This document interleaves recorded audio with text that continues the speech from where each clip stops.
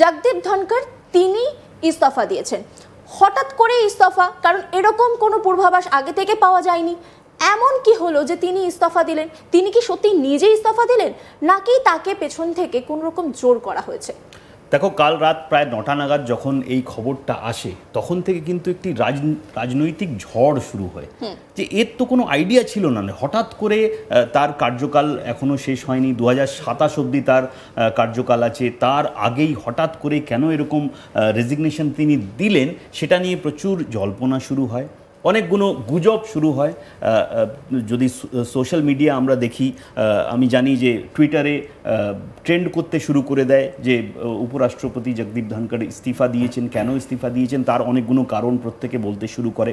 জল্পনা শুরু হয় যে ওনাকে কি সরানো হয়েছে, ওনার কাজে কি বিজেপি যারা মেন নেতারা তারা কি খুশি ছিলেন না, হঠাৎ করে কি হলো, বা ওনাকে কি ন্যাশনাল প্রেসিডেন্ট বানানো হবে, এরকম একটি কথা বা গুজব ন্যাশনাল সোশ্যাল মিডিয়ায় আসতে শুরু করে। একটা গুজব শুরু হয় যে উপরাষ্ট্রপতি বানানো হবে নীতিশ কুমারকে, যে বিহারের এখন মুখ্যমন্ত্রী। বিহারে বিজেপি নিজের মুখ্যমন্ত্রী নিয়ে ইলেকশন লড়বে, আর বিহারে ডেপুটি সিএম বানানো হবে নীতিশ কুমারের ছেলেকে। এরকমও গুজব কিন্তু শুরু হয়। তো নানা রকমের গুজব শুরু হয়। একটা গুজব শুরু হয় যে জাস্টিস ওয়ার্মার, যার ইমপিচমেন্ট হলো, কালকে আমরা দেখলাম রাজ্যসভা লোকসভায় একটা প্রস্তাব পেশ করা হলো রাজ্যসভায়, যে যেখানে 50 জনের বেশি এমপিরা সাইন করেছিলেন, তার উপরে চর্চা করালেন জগদীপ ধনকর। তো সেটা কি সরকারের সঙ্গে কথা না বলে করিয়েছেন, তার জন্য কি এইসব করা হলো? এইসব নানা রকমের কিন্তু প্রশ্ন, গুজব, রিউমার সব ছড়াতে শুরু করলো কালকে থেকে। কিন্তু আজও অবধি কোনো অফিসিয়াল ভার্জন সেরকমভাবে আমাদের কাছে আসেনি যে আদৌ কি হয়েছিল। হঠাৎ করে তিনি রেজিগনেশনটা দিলেন কেন, তার রেজিগনেশন অ্যাকসেপ্টও করে নিলেন রাষ্ট্রপতি দ্রৌপদী মুর্মু। হেলথ রিজনের জন্য তিনি কারণটা বলেছিলেন। আর আমরা জানি যে এর আগে ওনার অ্যাঞ্জিওপ্লাস্টি হয়েছে, একটু শারীরিক অসুবিধেতে ছিলেন তিনি, কিন্তু কালকে তো তিনি বিকেল অবধি ভালোভাবেই কাজ করেছেন। এবং বিরোধীরা যে প্রশ্ন করছে সেটাও যথার্থ প্রশ্ন, তার শারীরিক যে অসুবিধা সেটা তো হঠাৎ করে হয়নি, হচ্ছিল, বেশ কিছুদিন ধরেই চলছিল। তাহলে এমন কি হলো যে তিনি বাদলের অধিবেশন শুরুর পরে দিলেন, আগে কেন দিলেন না? সেটাই তো, কালকে প্রথম দিন ছিল, বাদল অধিবেশনের প্রথম দিন ছিল। আর প্রথম দিন রাত্রেবেলায় এরকম করে উপরাষ্ট্রপতির রেজিগনেশন, সেটা নিয়ে প্রচণ্ড চাঞ্চল্য ছড়ালো, প্রচুর নানা রকমের প্রশ্ন শুরু হলো। বিরোধীরাও প্রশ্ন করতে শুরু করলেন। কংগ্রেসের পক্ষ থেকে জয়রাম রমেশের টুইট এলো যে আমি 4টে অবধি ওনার সঙ্গে ছিলাম, আমরাও বুঝতে পারছি না হঠাৎ করে কি হলো। তো প্রশ্ন উঠতে শুরু করলো নানা মহলের তরফ থেকে, বিশেষ করে অপোজিশনের তরফ থেকে, যে হঠাৎ করে কি হলো এরকম, যে ওনাকে এরকমভাবে কি সরানো হলো। তো এই সব প্রশ্ন এখনও রয়েছে। আমরা জানি যে উনি রেজিগনেশন দিয়েছেন, ওনার রেজিগনেশন অ্যাকসেপ্ট হয়ে গেছে। এখন একটি নোটিফিকেশন ইস্যু করা হবে নতুন উপরাষ্ট্রপতির জন্য, তার জন্য নোটিফিকেশন ইস্যু হবে, ইলেকশন কমিশন ইলেকশনের ডেট ফিক্স করবে, তারপরে ইলেকশন হবে, তারপরে উপরাষ্ট্রপতির নির্বাচন হবে। এইটা হলো ফ্যাক্ট। কিন্তু আদৌ কী কারণে তিনি রেজিগনেশন দিয়েছেন বিজেপির তরফ থেকে সেরকম কিছু বলা হচ্ছে না। যে গুজব বা জল্পনা ছড়িয়ে আছে সেসব তরফ থেকে কোনো কিছু বলা হচ্ছে না। বিজেপি কিন্তু মোট কথা মুখে কুলো পেটেছে, এটা কিন্তু আমরা বলতে পারি, কারণ এই বিষয়টার পরে সেইভাবে কোনো মন্তব্য করতে শুনিনি। আমি কৌশিকের কাছে চলে যাব। কৌশিক, এই বিষয়টার পর আমরা দেখতে পাচ্ছি কংগ্রেসের তরফ থেকে বলা হচ্ছে গভীরতম বিষয়, এবং বিভিন্ন মন্তব্য আসছে। বিরোধীরা বলছেন না, এখানে ইস্তফা দেওয়ার পেছনে তার নিজস্ব মতামতের থেকেও অনেক বেশি গুরুত্ব পেয়েছে, ব্যাক সাইডে কেউ কিছু করেছেন, কারণ তিনি যদি সত্যি শারীরিকভাবে অসুস্থতার জন্যই দেবেন তাহলে সেটা বাদল অধিবেশন শুরুর আগে দিতেন।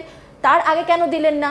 কারণ বাদল অধিবেশন তো আর হুট করে বলার, হুট করে হয়ে যাওয়া নয়, তার আগে তার প্ল্যান হয়েছে, তার ঘোষণা হয়েছে, তাহলে এতদিন তিনি কেন দিলেন না? দেখো, এটা রেকর্ড এবছর হয়েছে। এই বাদল অধিবেশনের যে নোটিশ সেটা দেওয়া হয়েছিল 42 দিন আগে।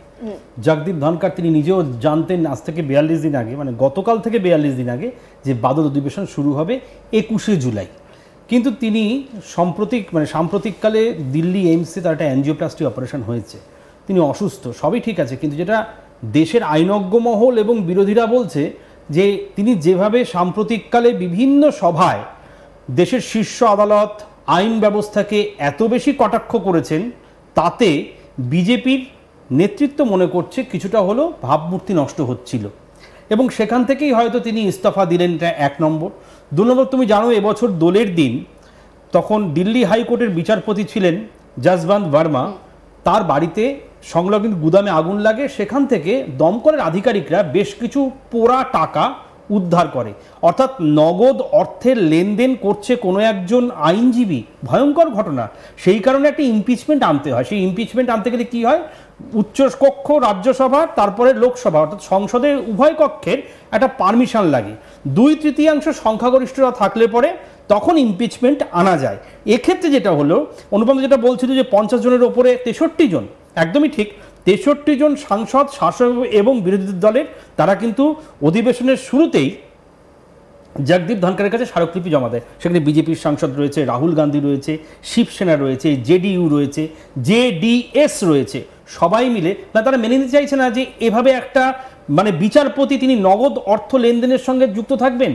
এবারে এই ইমপিচমেন্ট, ওদিকে ধনখড় সাহেব তিনি বারবার বলছেন সংবিধানের মতো সংসদেরই হওয়া উচিত দেশের মানে জনগণের জনমানসে সর্বে সর্বা, সেখানে কেন শীর্ষ আদালত থাকবে, এই যে মন্তব্য এবং তারপর একজন বিচারপতি এরকম নগদ অর্থে জড়িয়ে যাওয়া, এটা থেকে জগদীপ ধনখড় কিছুটা হলেও হয়তো আশঙ্কিত বোধ করলেন। কারণ দেখো, বাদল অধিবেশনের কিছুক্ষণ আগে তিনি নাতিদীর্ঘ একটা বক্তৃতা দিয়েছেন, তখনও বোঝা যায়নি যে তিনি ইস্তফা দিতে পারেন, কিন্তু তারপর তড়িঘড়ি ইস্তফা এবং শারীরিক অসুস্থতার কারণে তিনি গতকাল যে বক্তব্য রেখেছেন সেখানে দেশের প্রধানমন্ত্রী, দেশের রাষ্ট্রপতি এবং সাংসদ মন্ত্রীদেরকে সম্মান জানিয়ে তিনি স্পষ্ট করে জানিয়েছেন যে আমি দেশের অগ্রগতি এবং উন্নতির তাৎপর্যকে উপলব্ধি করছি, এসব বলে তিনি ইস্তফা দিয়েছেন। কিন্তু মূল যে বিষয়টা, বারবার তিনি দেশের মানে আইন ব্যবস্থার উপরে এত বেশি প্রশ্ন তুলেছেন, যেটাতে হয়তো বিজেপির ওপর থেকে কোট আনকোট কোনোভাবে তার উপরে কিছু বলা ছিল যে আপনি বলবেন না, এবং তিনি সেটা মেনেও নিতে পারেননি। তুমি দেখে যখন উনি আমাদের পশ্চিমবঙ্গের রাজ্যপাল হিসেবে ছিলেন, সেই সময়ও কিন্তু তিনি আলটপকা মন্তব্য করতেন।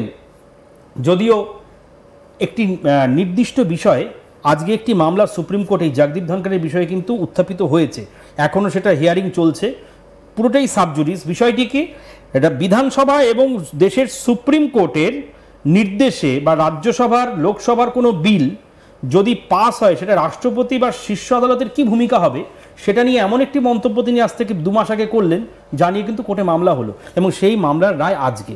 ঠিক তার আগে কয়েক ঘন্টা আগে তড়িঘড়ি ইস্তফা, এটা কিন্তু যথেষ্ট তাৎপর্যপূর্ণ। একেবারে এখান থেকে আরও একটা বিষয় আমি অনুপমদার কাছে আসবো। অনুপমদা, আরও একটা বিষয় যে যেমনটা আমরা জানি, কালকে তিনি একটা নাতিদীর্ঘ বক্তব্য রেখেছেন, তারপরে যে প্ল্যানিং নিয়ে যে আলোচনা হয়, জেপি নাড্ডা এবং কিরেন রিজিজু ছিলেন, সেই মিটিংটা আরও একবার হওয়ার কথা ছিল বিকেল 4:30 নাগাদ। সেই সময় জগদীপ ধনখড় এলেন, কিন্তু বাকি দুজনকে সেইভাবে দেখা গেল না।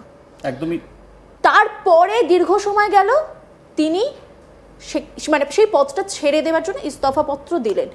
এই সময়কালটাতেই কি এমন কিছু ঘটলো যে কারণের জন্য যে টেবিলে আরও 2জন ব্যক্তিকে দেখা উচিত ছিল, দরকার ছিল, জানতাম আমরা দেখা যাবে, কিন্তু তাদেরকে দেখা গেল না?